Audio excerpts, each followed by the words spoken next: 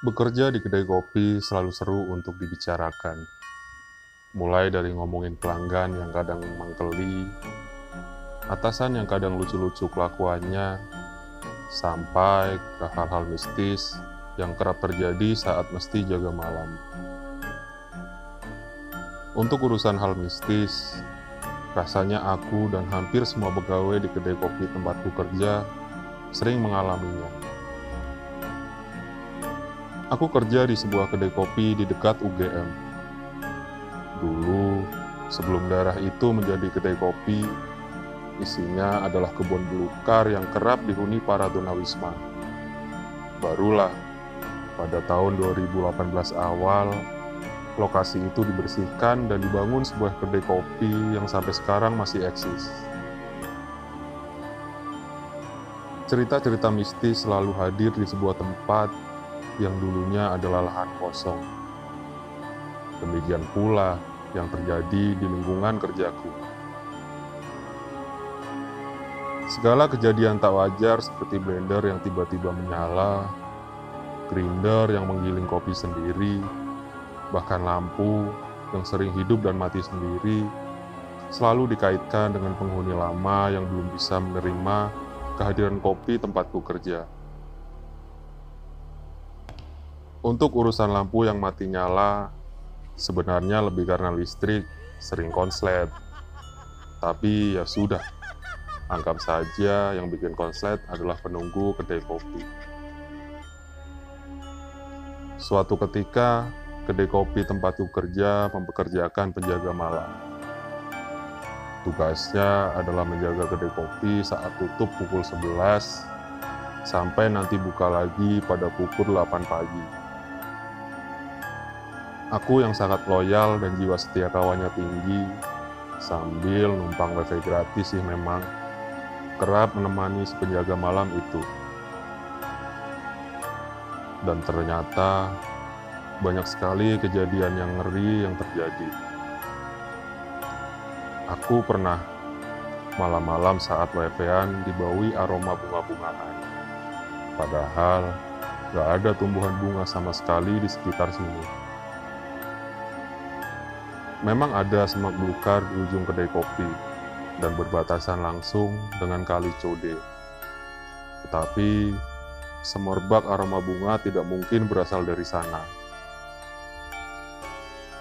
Kebetulan si penjaga malam memang hobi ngurusin demit. Dia bisa ngerasain kehadiran kaum dedemit. Bahkan bisa mengusirnya juga kalau memang terlalu mengganggu. Dengan catatan, demitnya masih level rendahan. Pernah suatu saat aku curhat ke dia seputar pewangian yang aku cium.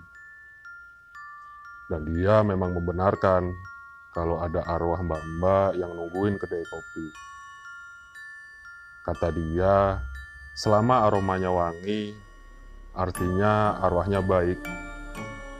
Kalau aromanya busuk, berarti arwah jahat. Sialnya, beberapa malam kemudian aroma yang tercium bukan lagi wewangian, melainkan aroma busuk seperti mayat.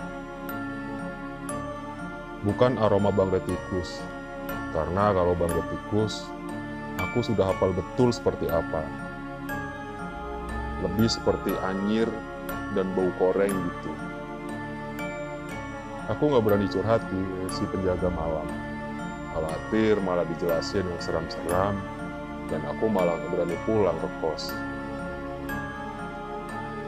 Di malam yang sama pula, aku mendengar suara tangisan yang kencang banget berkali-kali. Pas aku panggil si penjaga malam, tiba-tiba suara tangisannya hilang. Si penjaga malam cuma senyum sambil manggut-manggut dan lihat ke arah pojokan.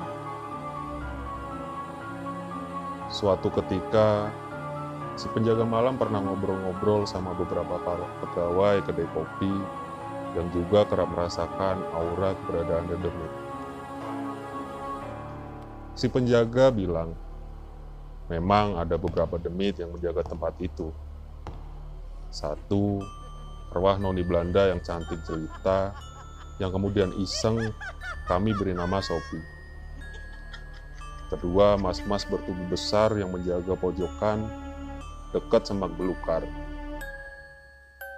Dan ketiga, ada anak kecil yang menjaga lantai 2 di kedai kopi.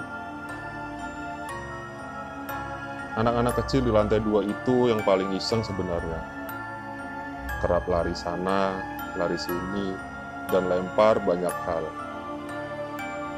Pernah suatu sore saat manajer operasional sedang ngerjain sesuatu di lantai 2, dilempari kerikil berkali-kali. Membuatnya langsung turun ke bawah karena ketakutan. Suatu malam yang lain, beramai-ramai kami melihat sesosok binatang seperti celeng, dengan mata menyala merah dan tubuh gelap muncul dari semak-semak. Untungnya waktu itu kedai kopi sudah tutup dan gak ada pelanggan. Cuma ada para pegawai yang numpang wifi. Makhluk entah apa itu. Beramai-ramai kami lempari batu sambil dikertak. Kenekatan yang benar-benar ngeri.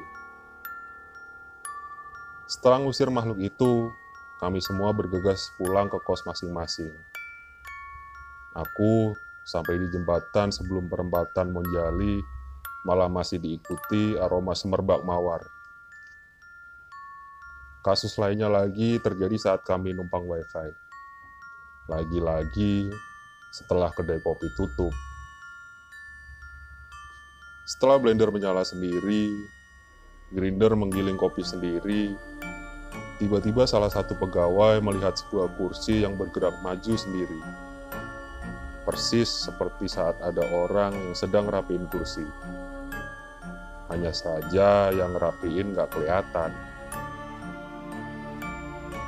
Di malam lainnya lagi, suara benda pecah terdengar dari arah dapur. Aku ngecek, nyari sana, nyari sini sambil merinding. Dan gak nemu apapun yang pecah. Tiba-tiba, aku dan seorang pegawai dilempari sesuatu dari atas. Benar-benar dilempari dan kena tubuh.